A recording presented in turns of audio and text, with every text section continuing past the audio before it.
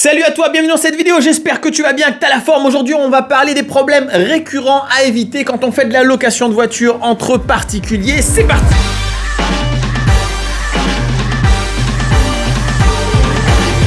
Alors le business de la location de voiture entre particuliers, il est magique puisque grâce au boîtier Connect que tu mets à l'intérieur de ta voiture, ton business tourne tout seul, tu n'as quasiment pas besoin de t'en occuper et ça c'est vraiment hyper agréable et il y a très peu de business qui te permettent une telle automatisation, un tel niveau d'automatisation, c'est vraiment magique. Mais ton business qui te donne de la liberté peut se transformer en cauchemar si tu fais certaines erreurs et ça va être des problèmes très récurrents qu'on va pouvoir éviter maintenant dans cette vidéo, grâce à cette vidéo, puisque je vais t'énumérer tous les problèmes auxquels il va falloir que tu penses en amont avant même de te lancer dans ta location de voiture entre particuliers. Donc le business model, lui, il est bien fait. À partir du moment où tu mets ton véhicule en location, tu n'as quasiment plus rien à faire. L'argent tourne tout seul, les locations se font tout seul, les gens ne te posent même pas de questions, ils peuvent repérer la voiture parce qu'il y a un GPS dans le boîtier, donc ils savent que la voiture est garée là-bas à 50 mètres et hop, ils peuvent ouvrir la voiture avec leur téléphone, il n'y a plus rien à faire. Par contre, toi, ton boulot, c'est de faire en sorte que le véhicule soit en bon état. Et c'est là qu'il peut y avoir des véritables problèmes récurrents, majeurs, qui vont vraiment impacter, ça va être la merde pour pas grand-chose. En numéro 1 de ces problèmes, c'est donc l'entretien du véhicule. Mais attention, je ne te parle pas de l'entretien quand tu vas au garagiste et que tu lui amènes et qu'il te fait les vidanges et qu'il te change les filtres. Ça, c'est un entretien, on va dire, qui va permettre de faire durer ton véhicule sur la longueur, d'accord, sur une grande période de temps. C'est-à-dire, tu vas garder peut-être 5 ans de plus que si tu n'avais fait aucun entretien, ton véhicule serait mort avant. Non, je vais parler d'un entretien auquel on ne pense pas forcément et qui va énormément être problématique pour l'utilisateur si tu ne les as pas fait. Et en problème numéro 1, on a la batterie.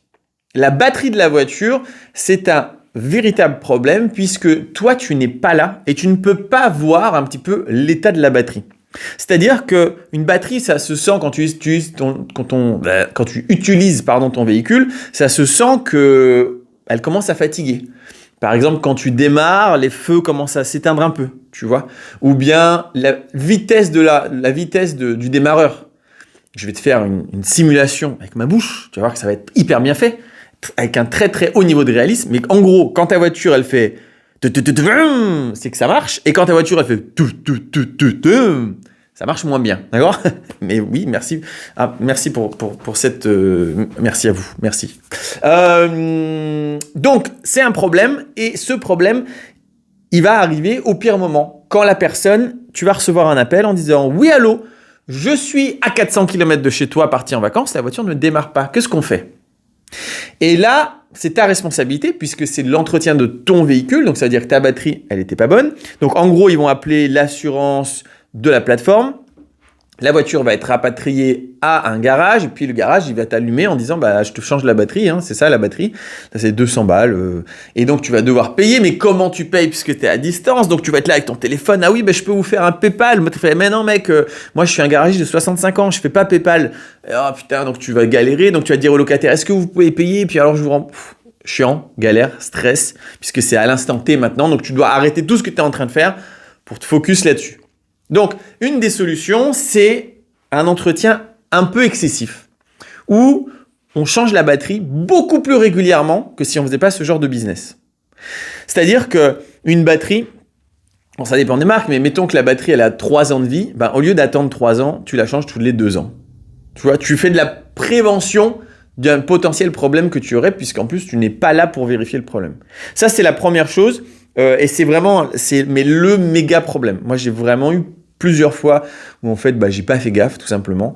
La batterie était fatiguée et en fait, un jour, elle démarre juste plus. Et quand elle démarre plus, c'est la merde. Donc ça, c'est vraiment quelque chose qu'il va falloir faire. Changer la batterie beaucoup plus régulièrement.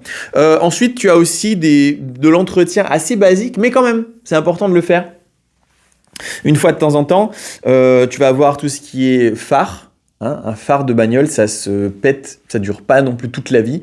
Donc là, tu peux pas vraiment changer en avance, ce serait un peu débile. Par contre, ce que tu peux faire, ce qui serait vraiment intelligent, c'est d'avoir dans ta voiture le change de tous les phares. que ce soit les feux stop, le marche arrière, et puis surtout les phares avant, parce que c'est souvent eux en fait qui te lâchent en premier. Donc les feux de croisement, les pleins phares, etc. Il te faut une boîte avec absolument tout. Ce qui fait que s'il y a quelqu'un qui te contacte, qui dit « Ouais, ça marche plus », bon, tu peux dire « Bah, ça arrive ». La boîte est dans la boîte à gants. Voilà, tu peux la prendre et tu peux faire ton entretien. Voilà, ça va vraiment être des trucs. C'est assez simple, hein, mais il faut y penser. Les balais d'essuie-glace. Tu vas recevoir un message, le mec dit « Ouais, et tout, ça me saoule, j'ai loué ta voiture une semaine. » En fait, quand il pleut, ça nettoie pas bien. Et là, tu es là « Ah merde, il faut que je règle le problème maintenant. » Mais non, en fait, c'est en avant-saison que tu aurais dû régler le problème. Il faut que ta voiture soit nickel. Tout comme les pneumatiques. Les pneumatiques de ta voiture, il faut aussi qu'elles soient nickel. Et pas genre, ah c'est bon, la voiture elle a encore 5000 km devant elle. Ouais, mais le problème c'est que pendant une saison, elle va faire 20 000 bornes. Donc, ça veut dire que pendant la saison, il y a un moment où il va falloir que tu changes les pneus. Et si tu l'as pas fait en amont, bah tu vas te retrouver un peu couillon parce que quand le garagiste il va te dire mais quand est-ce qu'on la prend votre voiture ma petite dame, bah, tu vas dire ah ben en fait elle est louée là, ah, peut-être je pourrais prendre ce jour-là. Tu vois, ça va être un peu galère. Que si tu acceptes que l'hiver c'est l'hiver, on fait pas vraiment de business. Oui, les voitures elles tournent un peu mais sans plus. Eh ben tu peux utiliser l'hiver pour dire je vais faire ma bagnole, elle va être nickel, des pneus neufs, des phares donc il y a la batterie neuve. Et déjà, rien qu'avec ces 3 trucs-là, tu enlèves 90% des problèmes qui peuvent t'arriver, des problèmes récurrents avec ta voiture. Autre problème récurrent auquel il va falloir penser, c'est les clés. Dans les clés, il y a des piles. Elles sont pas au plutonium, ces piles. Donc, il y a un moment, il va falloir aussi les changer. Pareil, tu sais quoi, ça coûte 10 balles. Te prends pas la tête à te dire « Ah bah, je vais attendre que les clés soient finies. » Change-les en début de saison. Quand on est là maintenant, tu vois, mars, avril, c'est maintenant qu'on est en train de préparer la flotte.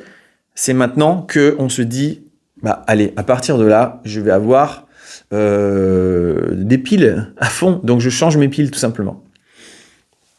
Et là, je suis en train de réfléchir, mais là, je pense que vraiment, tu as résolu 99% des problèmes qui peuvent arriver. Mais c'est des problèmes qui sont hyper chiant si ça arrive en pleine saison et que toi, tu es en train de faire autre chose, que tu es en train de voyager, que tu es en train de kiffer ta life, que tu es en train de faire une après-midi avec ta famille et que tu reçois un appel comme ça, c'est hyper relou. Donc, fais-le en amont.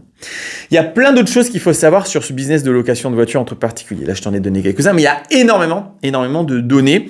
Il y a la fiscalité, il y a le statut juridique, il y a choisir le bon véhicule, il y a l'assurance, alors que l'assureur ne veut pas nous assurer pour ce genre d'activité. Comment est-ce qu'on fait? Il y a donc beaucoup de sujets.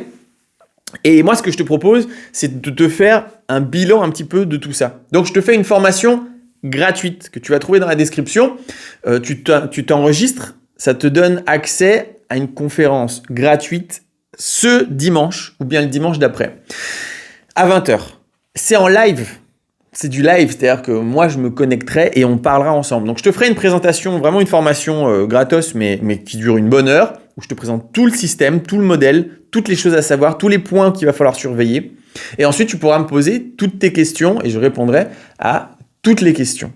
Donc si ça t'intéresse d'aller plus loin dans l'aventure de la location de voiture entre particuliers, je t'invite grandement à t'inscrire à cette formation gratuite. Voilà, si cette vidéo t'a plu, tu peux mettre un pouce bleu, tu peux t'abonner, tu peux même partager avec tous tes meilleurs amis et on se retrouve pour des prochaines aventures. Ciao!